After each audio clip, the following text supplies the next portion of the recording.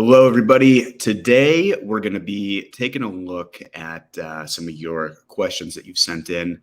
I have 5 different questions from subscribers, and Kanad and I are both going to give our own takes on some of these questions.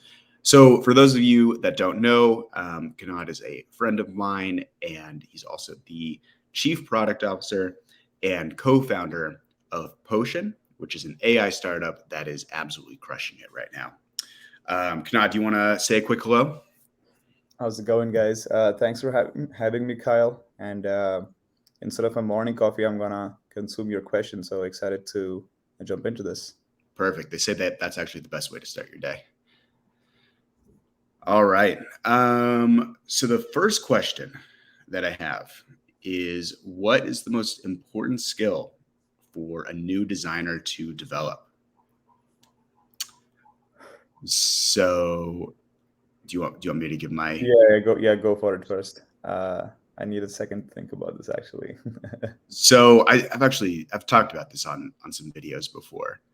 I would say a new designer is probably going to be best off learning to make very aesthetically pleasing work when they're first starting out. So that would be like UI and visual design. Because one of the problems that I see is a lot of new designers don't have these visual skills developed very early on.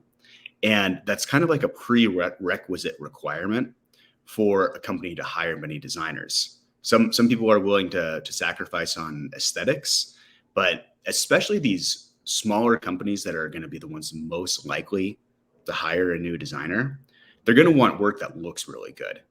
And if you can't give them work that looks very good, they're probably not even going to consider that designer.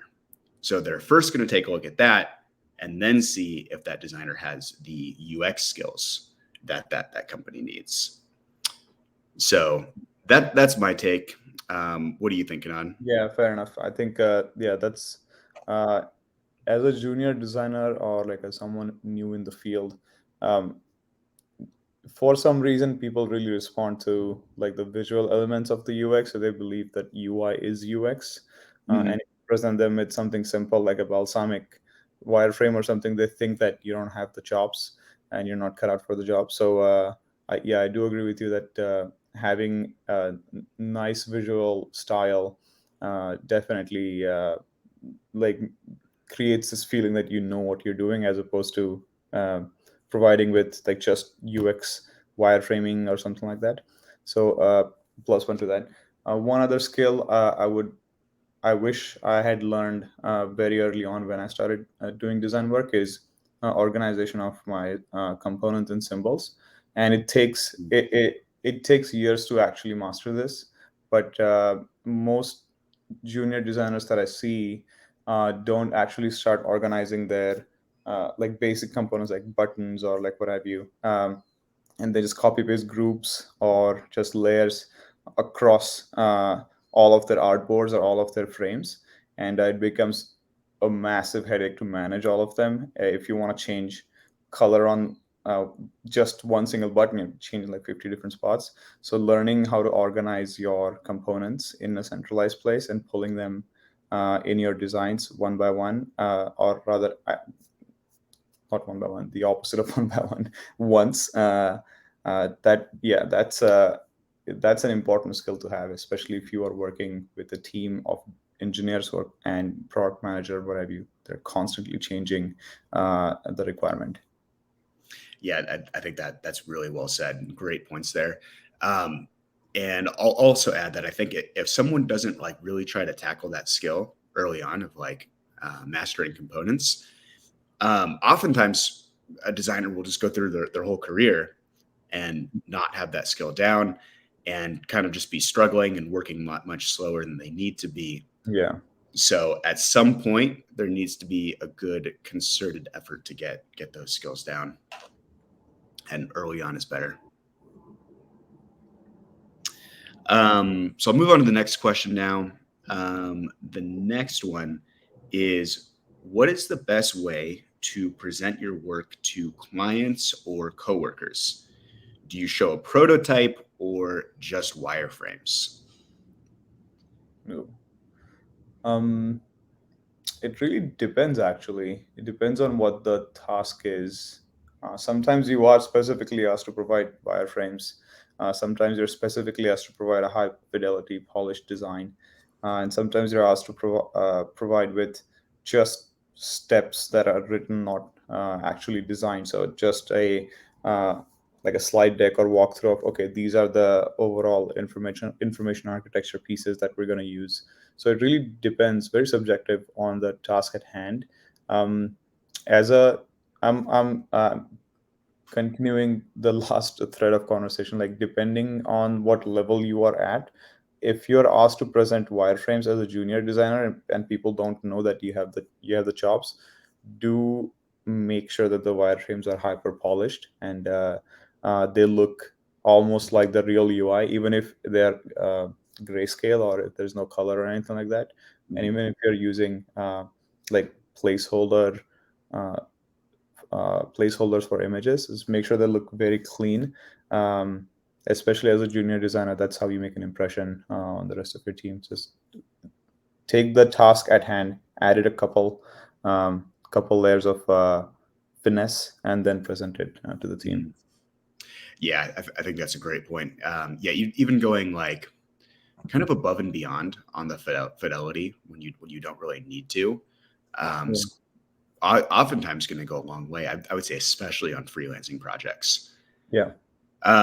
And then I have some other thoughts on that. I would say, yeah, you gave him like a more nuanced answer, and I would say from kind of a more simplistic point of view on this.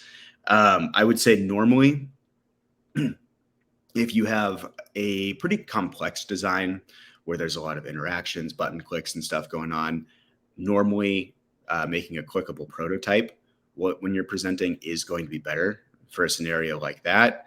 But just showing your frames in like Figma or something, if it's a more static kind of page and there's not as much going on, let's say you're designing like a landing page, for example, um, just showing the high fidelity design is probably going to be fine in a scenario like that. Yeah. Um, and then one other thing I wanted to add is um, sometimes it's going to be best to design animations that go with your designs. Hmm. So like if you're clicking a button and something expands out of that button, designing some sort of animation to show how that would work um, in development, so that the team has a good idea of how much work that's going to take, is going to be a really good move in that scenario. Yeah. 100%. All right, move on to the next one. Um, this question is how long do projects normally take? And in parentheses, with an average of 5 pages. Well, So you I want to take can, this on? yeah. So I would say this really depends on the kind of project. So I've had freelancing projects where I designed a 5 page website. You go through and come up with a design for all 5 of the pages. The client has very minimal feedback, and it's done in 2 weeks, maybe even less.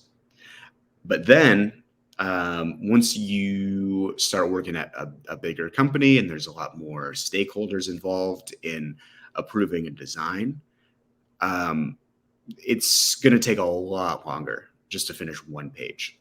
So at larger companies that I've worked at, just doing 1 page, like let's say it's a very important page on a website, can take up to a month or two just to finish 1 page.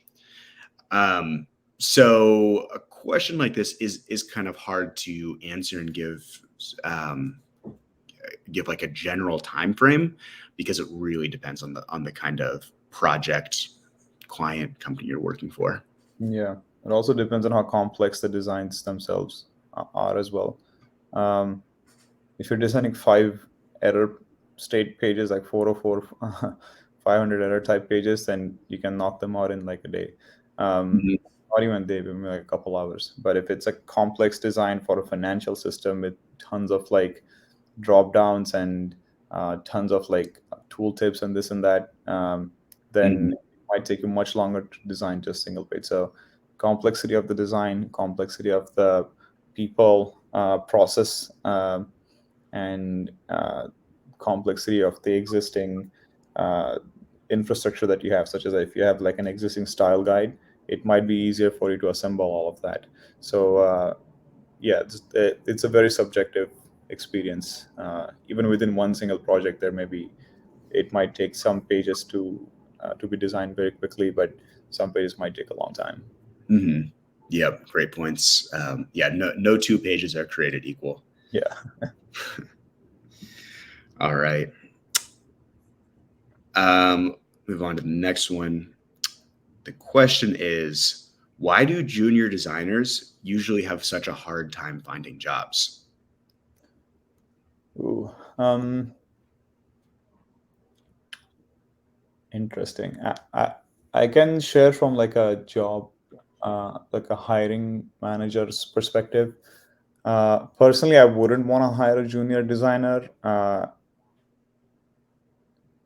especially because I understand that most of the UX work is front loaded.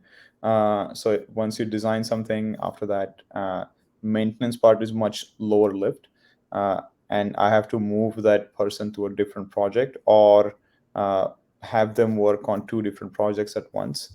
And because we are a startup, we don't necessarily want to do that. So instead of hiring a junior designer, I'm presented with other options, such as hiring a freelancer or a contractor for a short period of time, and then managing the engineering team, or myself or somebody else manages the UX work once the bulk of the body is done. So I don't necessarily have a need to hire a junior designer. Um, we don't do that. I'm just giving, I'm just saying that we have that one option. The other option is just doing it in house, either by myself or somebody else on the team. Um, yeah, it's as a junior designer, it's really difficult to find job, especially nowadays, when UX design has become so democratized, and especially the smart designers can do job of multiple designers, so the need for hiring newer people has diminished quite a lot, and the supply is way more than demand. So how do you get around it? Create Just keep on creating content, push it on Dribble, Behance, and Instagram, and start creating like a mini brand around you. And as a freelancer, you somebody might see that and like your style, and then they would contact you. Or if you're going in for a job, you can go and say like, "Hey, I've posted 200 designs on Dribble, and people seem to like it. Here's the proof of work." That's a way to work the system as a junior designer. I don't know, what's your take on this, Kyle? Yeah, I think that that's such a great idea about developing that personal brand. I've never talked about something like that on the channel, so that's a really good idea. Um, and I think what you were saying about how you wouldn't be willing to hire a junior designer is kind of the mindset of many hiring managers out there. Um, it's a big risk for them to hire a junior designer. So if they are going to take a risk on someone without a lot of experience, they need to have some proof that they can do the work really well. So as a solution to this, what I've talked about in the past is getting into freelancing early on before trying to find a full time job.